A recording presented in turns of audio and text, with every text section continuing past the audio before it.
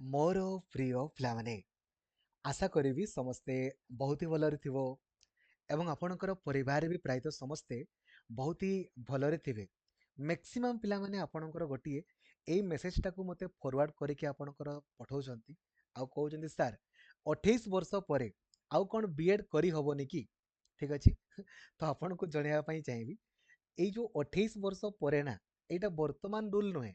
2014 ଯେବେଠୁ ଆପଣଙ୍କର ଓଡ଼ିଶାରେ ବିଏଡ୍ ଆପଣଙ୍କର ଆସିଲା 2014ରୁ, ଠିକ୍ ଅଛି, ସେବେଠୁ ଆପଣଙ୍କର ସେମ୍ ରୁଲ୍ ଆପଣଙ୍କର ଅଛି। ଓଡ଼ିଶାରେ ପୂର୍ବରୁ ମାର୍କ ବେସିସ୍ରେ ଆପଣଙ୍କର ସିଲେକ୍ସନ୍ ହେଉଥିଲା। ମୁଁ ଆପଣଙ୍କୁ ଲାଇଭ୍ ଜିନିଷ ଦେଖେଇବି। 2000 ଆପଣଙ୍କର 20 ଦେଖନ୍ତୁ, 2021 ଦେଖନ୍ତୁ, 22 ଦେଖନ୍ତୁ, 23 ଦେଖନ୍ତୁ, 24 ଦେଖନ୍ତୁ, 25 ଦେଖନ୍ତୁ। କେବେ କୌଣସି ଜିନିଷ ଆପଣଙ୍କ ପାଇଁ ନୂଆ ଜିନିଷ ନୁହେଁ। ମାନେ ମାନେ ମାନେ ବିନା ରିସର୍ଚ୍ଚରେ, ବିନା ଜାଣିକି ସେମ୍ ଜିନିଷ ପୂର୍ବରୁ ବି ଆପଣଙ୍କର ଯାହା ଥିଲା ବର୍ତ୍ତମାନ ବି ସେମ୍ ଅଛି। ଆଉ ଆଗାମୀ ଦିନରେ ମଧ୍ୟ ଆପଣଙ୍କର ସେମ୍ ରହିବ। ମନ ଇଚ୍ଛା ଆପଣଙ୍କର କେବଳ ଏଥିରେ କିଛି ବି ଆପଣଙ୍କର ପବ୍ଲିଶ କରିକି ଆପଣଙ୍କର କିଛି ବି ଖାଲି ମାନେ କ'ଣ ଆଉ କହିବି।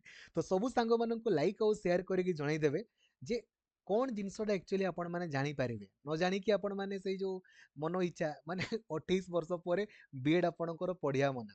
ଏଇଟା ଏବେ ନୁହେଁ ଆଜ୍ଞା, ଏଇଟା ପୂର୍ବରୁ ଆପଣଙ୍କର ଥିଲା। ବିନା ଜାଣିକି ଆପଣଙ୍କର ଯେବେଠୁ ଆପଣଙ୍କର ବିଏଡ୍ ଆସିଛି ସେମ୍ ଜିନିଷ ମୁଁ ଆପଣଙ୍କୁ ଡିଟେଲ୍ କହିବି। ଆଉ ଚ୍ୟାନେଲକୁ ନୂଆ ଅଛନ୍ତି ଦେନ୍ ଏବେ ହିଁ ସବସ୍କ୍ରାଇବ୍ କରିକି ଅଲ୍ ନୋଟିଫିକେସନକୁ ବି ଆପଣ ଅନ୍ କରିଦେବେ। ଏବଂ ଆପଣଙ୍କୁ ଜଣାଇବା ପାଇଁ ଚାହିଁବି, ପ୍ରାୟତଃ ଆପଣ ଜାଣିଥିବେ ଯେ ଅଲରେଡ଼ି ଆମର ବିଏଡ୍ର ଅନଲାଇନ୍ ଆପ୍ଲାଏ ଆପଣଙ୍କର ଚାଲିଛି।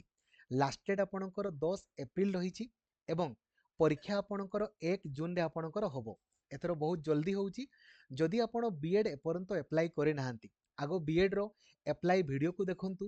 ଲାଷ୍ଟ 60 ଦିନରେ କେମିତି ଆପଣ ଘରେ ବସିକି ଇଜିଲି ପାସ୍ କରିବେ, ଗତକାଲି ମୁଁ ଆପଣଙ୍କୁ ପ୍ଲାନିଂ ଭିଡ଼ିଓ ବନେଇ ଦେଇଛି, ତାକୁ ଆପଣ ଦେଖନ୍ତୁ। ଆଉ ଏବେଠାରୁ ପଢ଼ା ଆରମ୍ଭ କରନ୍ତୁ। ଲକ୍ଷ୍ମୀଧର ସାର୍ ଅଫିସିଆଲ ଆପ୍ଲିକେସନରେ ପ୍ରତ୍ୟେକ ଦିନ 8ରୁ 9 ଘଣ୍ଟା ଆପଣଙ୍କ ପାଇଁ କ୍ଲାସ୍ କରାହେଉଛି ଏବଂ ସିଲାବସ୍ ଏବେ 33 ଟାଇମ୍ସ 33 ଥର ଆପଣଙ୍କର ଫୁଲ୍ ସିଲାବସ୍ କଭରେଜ ଆପଣଙ୍କର ଚାଲିଛି। ଠିକ୍ ଅଛି, ଚାଲେଗା। ତ ଏବେଠାରୁ ଆପଣ ଜଲ୍ଦି ଆପ୍ଲାଏ କରିକି ଆପଣ ପଢ଼ା ଆରମ୍ଭ କରନ୍ତୁ, ଯୋଉଦ୍ୱାରା କି ବହୁତ ଇଜିଲି ଆପଣ କ୍ୱାଲିଫାଇ ହେବେ। କିନ୍ତୁ ଆଗ ପ୍ଲାନିଂ ଭିଡ଼ିଓକୁ ଦେଖିଦେବେ ନିହାତି, ନହେଲେ ବଡ଼ ପ୍ରୋବ୍ଲେମ୍ ଆପଣଙ୍କ ପାଇଁ। ଠିକ୍ ଅଛି, ଦେଖନ୍ତୁ ଆପଣଙ୍କର ଡାଉଟ୍ ବିଏଡ୍ କରିବା ପାଇଁ ନା, ଖାସ୍ କରି ଏଇଟା ଗଭର୍ଣ୍ଣମେଣ୍ଟ ବିଏଡ୍ ଲା। ଗଭର୍ଣ୍ଣମେଣ୍ଟ ବିଏଡ୍ର ନା ଯାହା ଆପଣଙ୍କର ଯେବେଠୁ ଥିଲା 2018ରେ ଯାହା ଥିଲା ତାହା ଏବେ ବି ଆପଣଙ୍କର ଅଛି, କେବେ କିଛି ଚେଞ୍ଜ ହୁଏ ନାହିଁ। ଏଜ୍ ଲିମିଟ୍ ଯେଉଁ ଆପଣ କହୁନାହାନ୍ତି କି, ଦେଖନ୍ତୁ ଏଇଟା ଏଇଟା ହେଉଛି ଏଜ୍ ଲିମିଟ୍। ଏଇଟା 2020ରେ ମାନେ ମୁଁ ଆପଣଙ୍କୁ କହିଦେଉଛି ପରା, 14 ବର୍ଷ ପୂର୍ବରୁ ଯାହା ଥିଲା ତାହା ଏବେ ଅଛି, ସେମ୍ ଜିନିଷ।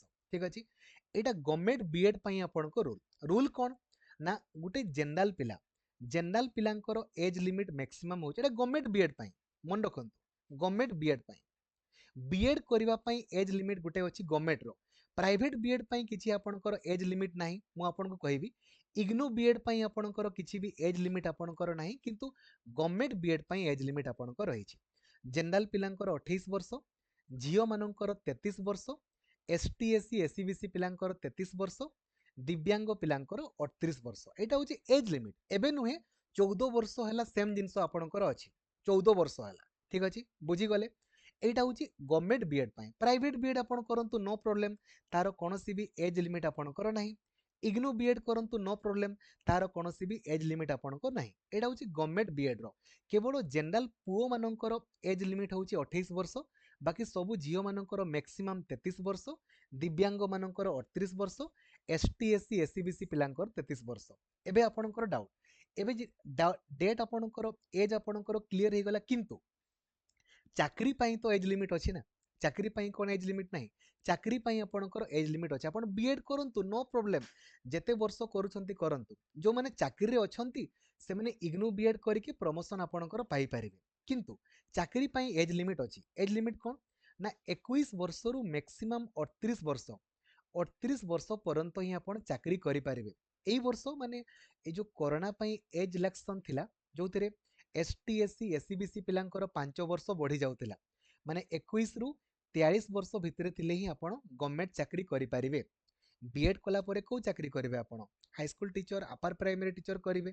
ତ ଏଇଟା ହେଉଛି ଚାକିରି ପାଇଁ ଏଜ୍ ଲିମିଟ୍। କିନ୍ତୁ ଯଦି ଏଇ ଏଜ୍ ଲିମିଟ୍ଟାକୁ ଆପଣଙ୍କର କରୋନା ସମୟରେ ସିନା 21ରୁ 43, ନହେଲେ 21ରୁ ଆପଣଙ୍କର 38 ବର୍ଷ ହିଁ ରୁହେ। ठीक अच्छे नॉर्मली 21 रु 33 वर्ष आपणकर एज लिमिट आपणकर रुए चाकरी पाई भी आउ S T S C S C B C पिलांकर चाकरी पाई 5 वर्ष बढ़ी जाए तो 21 रु 38 वर्ष भितर थिले ही आपणकर चाकरी करी हबो एटा जनरल पिलांकर चाकरी पाई लिमिट एटा S T S C S C B C पिलांकर चाकरी पाई आपणकर लिमिट किंतु कोरोना जोगु एटा होची आपणकर जनरल पाई आपणकर लिमिट आउ एटा होची आपणकर S T S C S C B C पिलांकर चाकरी पाई आपणकर लिमिट चाकरी पाई गवर्नमेंट चाकरी पाई प्राइवेट पाई नो लिमिट किसी असुविधा नहीं बुझी गले तो जदि आपण गवर्नमेंट बीएड करेंगे ना किसी नुआ जिनस आपणकर नुहे जहाँ एज लिमिट एटा केवल बीएड आउ बीएचडी पाई हैला गवर्नमेंट बीएड आउ बीएचडी पाई एमएड पाई कोनोसी भी आपणकर एज लिमिट आपणकर नाही एमएड पाई किसी एज लिमिट नाही कोनोसी भी समय आपण एमएड करि परिबे नो प्रॉब्लम